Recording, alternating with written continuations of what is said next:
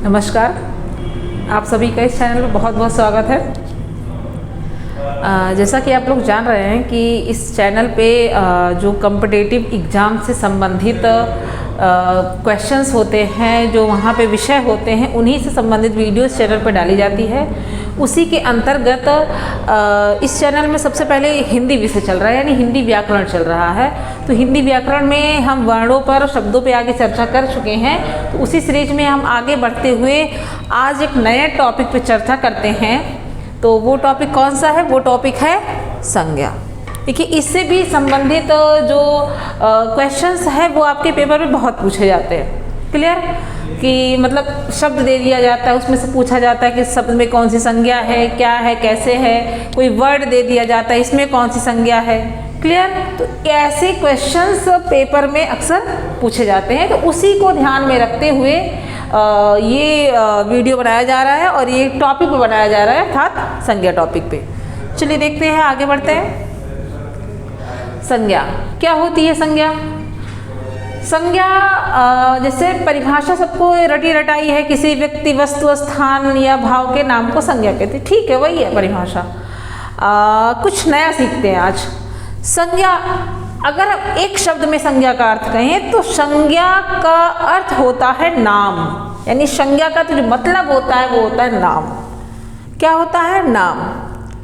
यानी किसी भी व्यक्ति, प्राणी, वस्तु, स्थान, भाव आदि का जो नाम होता है वो क्या होती है? वो संज्ञा होती है। क्लियर?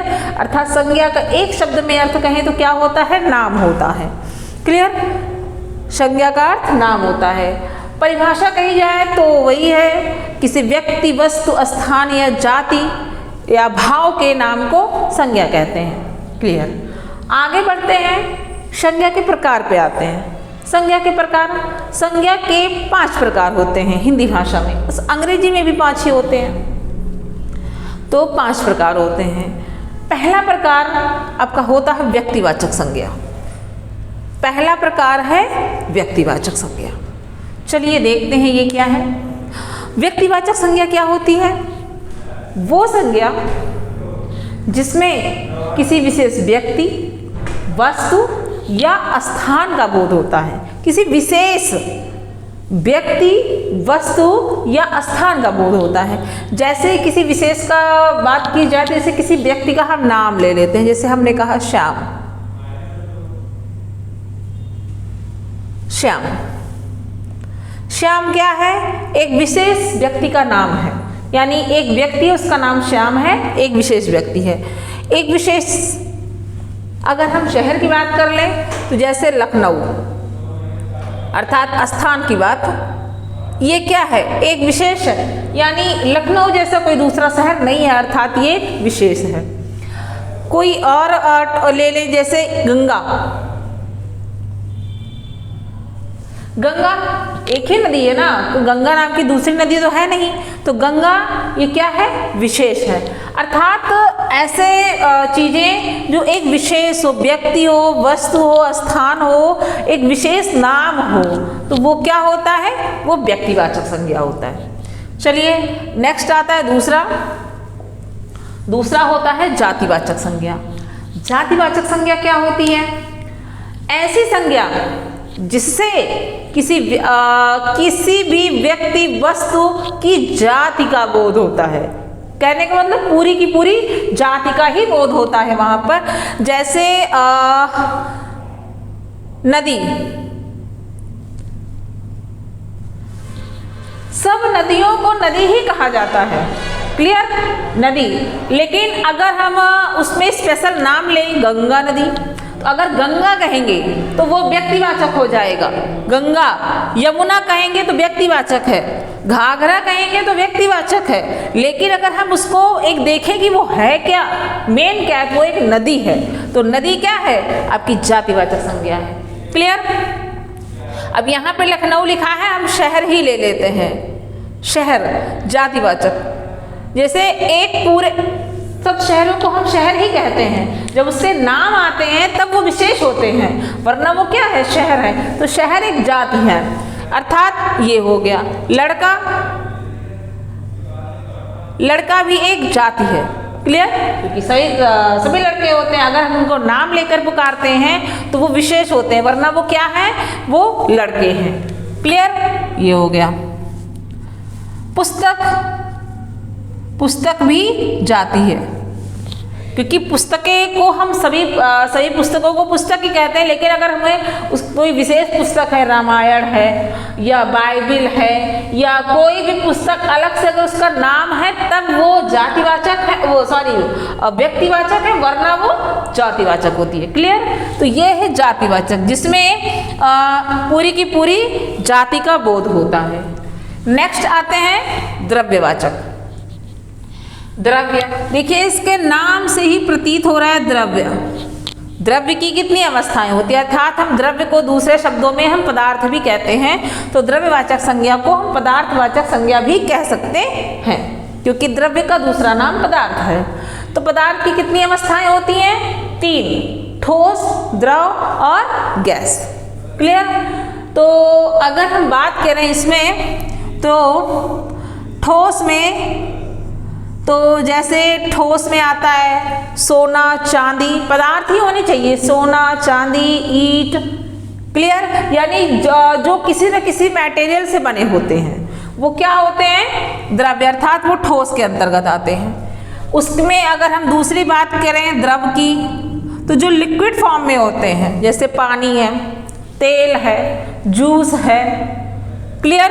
ऐसी जो चीजें होती हैं वो द्रव में होती हैं। क्लियर? यानी जो लिक्विड फॉर्म में होती हैं, जो बहती हैं। इसके बाद में तीसरा आता है गैस। गैस वो जो होती उड़ती है, अर्थात जैसे oxygen gas, nitrogen gas, carbon dioxide gas, तो ये होता है। क्लियर? तो ये होती है द्रव्यवाचक संज्ञा। द्रव्यवाचक संज्ञा में 3 चीजों का बोध होता है, ठोस, द्रव और गैस का। आगे बढ़ते हैं, अगली संज्ञा है आपकी समूहवाचक संज्ञा। समूहवाचक संज्ञा क्या है? ऐसी संज्ञा जिससे किसी भी वस्तु के पूरे समूह का बोध होता है। क्लियर? पूरे के पूरे समूह, यानी एक वर्ग है वो एक समूह है, पूरे के पूरे समूह का बोध होता है। जैसे कक्षा, कक्षा क्या है? विद्यार्थियों का समूह होता है, क्योंकि कक्षा में एक विद्यार्थी तो पढ़ता नहीं है, कक्षा में कई सारे विद्यार्थी होते हैं, छात्र होते हैं, छात्राएं होते हैं, कई सारे विद्यार्थी होते हैं। तो कक्षा कैसा शब्द है? समूह है, यानी वो कई सारे विद्यार्थियों का समूह बनाता है। क्लियर? इसके बाद में आता है बाजार। बाजार क्या है? बाजार भी एक दुकान से या एक व्यक्ति के जाने से बाजार नहीं बनती है। क्लियर? बाजार में भी कई सारी दुकानों का समूह होता है, कई व्यक्तियों का समूह होता है, तो ये हो गया बाजार। इसके बाद में सेना। सेना में एक जवान नहीं होता, कई सारे जवान होते हैं। क्लियर? तो ये होता है समूह, यानी जहां पर पूरे के पूरे समूह या पूरे वर्गों का बोध, पूरे वर्ग का बोध कराया जाए। जैसे कक्षा विद्यार्थियों का समूह होता है, बाजार में दुकानों का भी समूह होता है, और सेना में ये भी कई सारे लोगों का समूह होता है, कई सारे सैनिक यहाँ पर होते हैं। तो ये किसके अंतर्गत आता है? समूहवाचक संज्ञा के अंतर्गत आता है। आगे अंतिम संज्ञा है आपकी भाववाचक संज्ञा। भाववाचक संज्ञा ऐसी संज्ञा जिससे